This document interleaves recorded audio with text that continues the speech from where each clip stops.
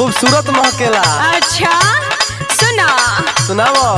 जाने कौन सरफलिया दिहल राजा पूरा कलाई दुखा दिहल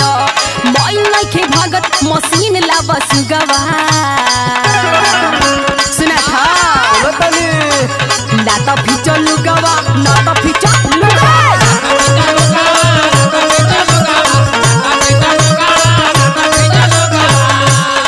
सुनो कहो गोरी काहे को टेंशन बढ़ावे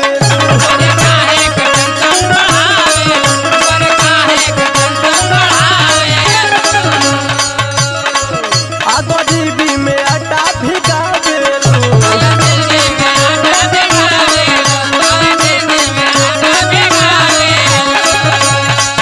गोरी काहे को टेंशन बढ़ावे आ गरीबी में आटा भिगावे लाले मरचा खा के बनौलो दिल के भुजिया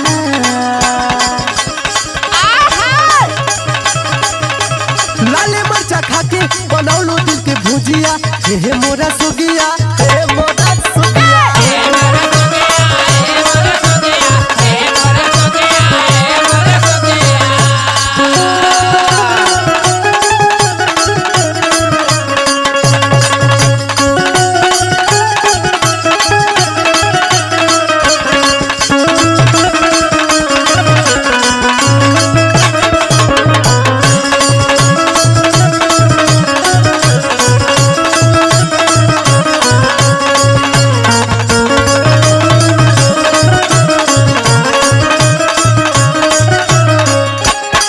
सुनो हाँ इतनी तो सब करेला ससुरा में आके। अच्छा हम ही कुल नाम ससुरा में के नहीं समझ में आइल तो सुनो सुनावा ससुरा में बाड़ू तो खटही के पारी ससुरा में बाड़ू तो खटही के पारी मजा न लोई हर कम ये पारी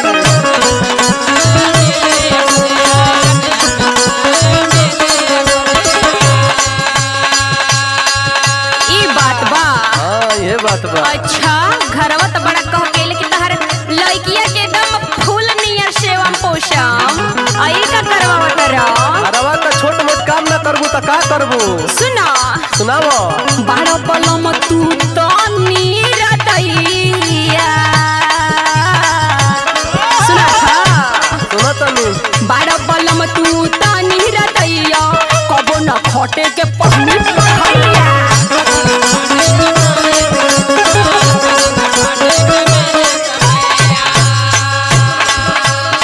ससुरा में बाड़ू तो खटही के पारी मजा न लोई हर कम ये पारी बाला बलम तू तो नीरदैया कबो न खटे के पहनी पढ़ैया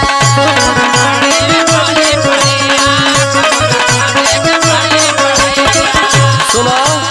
हाँ सुनाई मैं गंदे गंदे कपड़ा खींच के आप मैले मैले रख दे तो एकदम। अच्छा तो वैसे कथा ही मशीन ला दे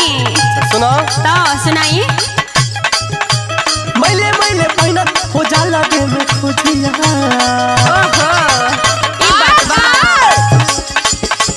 मैले मैले पहिनत हो जाला दे में खोजिया हे मोरा सुगिया हे मोरा सुगिया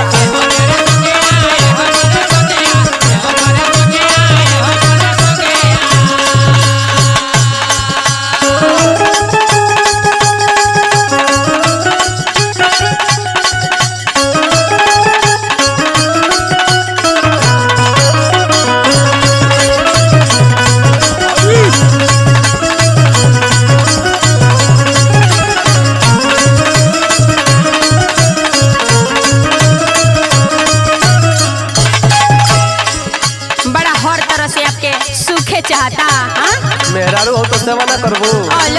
ला सेवा ना करनी कैसे छुच्छे भेज देनी का हाँ बताइए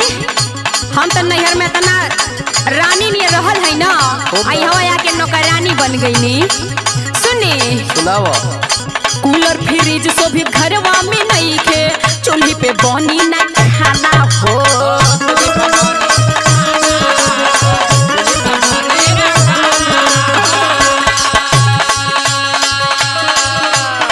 कहीं न संगही